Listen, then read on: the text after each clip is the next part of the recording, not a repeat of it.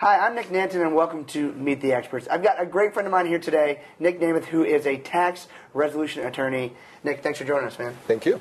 So let's talk a little bit about what you do for people, because taxes normally aren't an exciting subject, but it's actually exciting when people get in a problem, how you can help them. Tell us a little bit more. Yeah, all my firm does is help people resolve IRS issues. It's the only thing we focus on.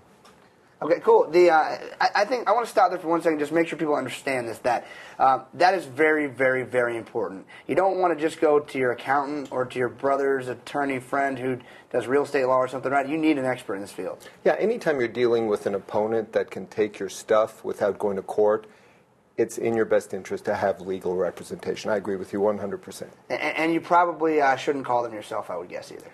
No, one of the things I always say is never talk to the IRS unless you have a lawyer either sitting next to you or standing beside you or behind you.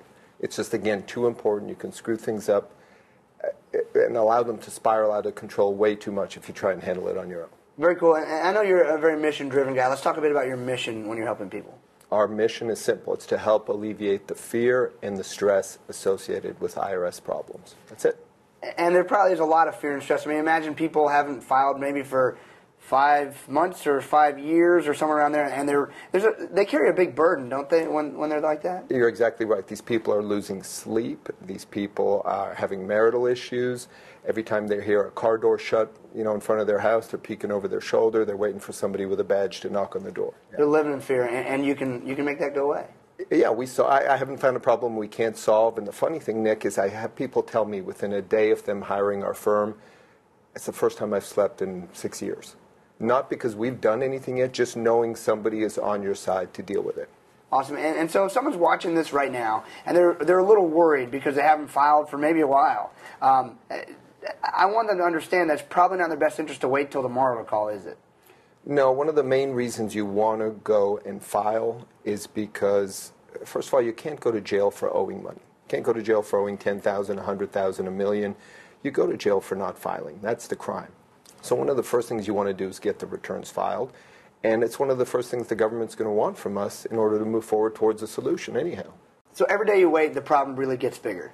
Yes. And you guys, I know you guys do some really unique things the way you work at your firm. Why don't you tell us a little bit about those? Well, it's funny. My office tells me that I do the same thing all day long. I walk around saying the exact same thing over and over and over, and that's my job is to keep the IRS as far away as possible from my clients and their assets until we can resolve it with some sort of manageable permanent solution. And with that said, there's 5 ways generally that we solve just about anybody's problem. Sometimes we can actually ride out the storm, Nick. Most people don't realize this, but IRS debt will expire after a certain period of time. So clients that have had these problems going on for a while, sometimes there's certain things we could do just to keep them under the radar, and then sooner or later this debt goes away. Now, if this is a new debt, and there's still 7, 8, 9 years on that statute, obviously that's not going to play into our solution planning strategy. Second way we resolve these things is with a payment plan. Sometimes you just got to pay the money back, but you got to find a manageable way to do it. And that's the tricky part, because if you are scraping to try and find $200 a month and the government thinks you have $2,000 a month, obviously there's a lot of work in there that, to reconcile those two sides. The third way we resolve these things is through a method called an offer and compromise. That's that pennies on the dollar deal you hear on television all the time. It can be done. If you meet certain criteria, we can actually go to the government and say, look, the taxpayer owes $100,000. We'd like to offer to pay $2,500, $500 a month for 5 months, for example.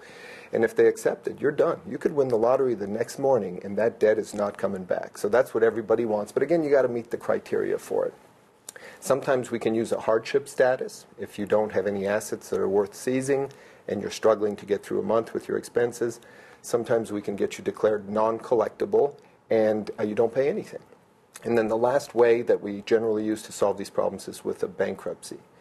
contrary to popular belief, IRS debt can go away in a bankruptcy. Again, it has to meet certain criteria, but it can go away, and we've resolved hundreds of thousands of dollars of debt to the IRS through bankruptcies over the last few years. Excellent. So there's a bunch of different strategies. Again, and I know these change all the time too, so you absolutely have to work with an expert, someone like you, to handle these things, to make sure it gets handled correctly. You're exactly right. And the funny thing, sometimes there's 2 or 3 options you have. Sometimes you only have one option, but at least you'll understand why the other options don't work in your case. Cool. Before we started filming, I heard you say something about there's 3 things you got to know before you talk to the IRS. Would you mind sharing those with our viewers? I think they'd appreciate that. Absolutely. Let me preface those 3 things by saying, again, I don't recommend anybody talk to the IRS without the lawyer standing beside them. But if you find yourself in a position where you have to, remember these 3 things. The first one is, don't volunteer more information than they're asking you for.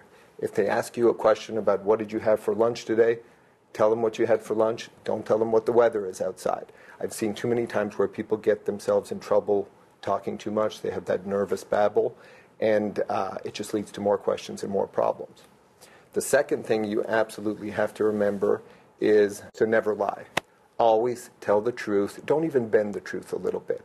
IRS problems are complicated enough to try and resolve without the added implications of jail time or some sort of crime by lying to a government official. And the last thing you always want to remember is, if you don't know the answer to a question they're asking you, what should the answer be? I don't know. I don't know the answer. It's a perfect, valid answer. Again, I've seen too many times where you're guessing or making things up, and it's just compounding the problem. Wow, incredible. Good stuff. And so I know there's a lot of people watching this right now who are going to want to contact you today. They want to get the burden off their shoulder. They want help. They need help. How can they find you? Call my office. Ask for me personally. I'll talk to you when you call up there.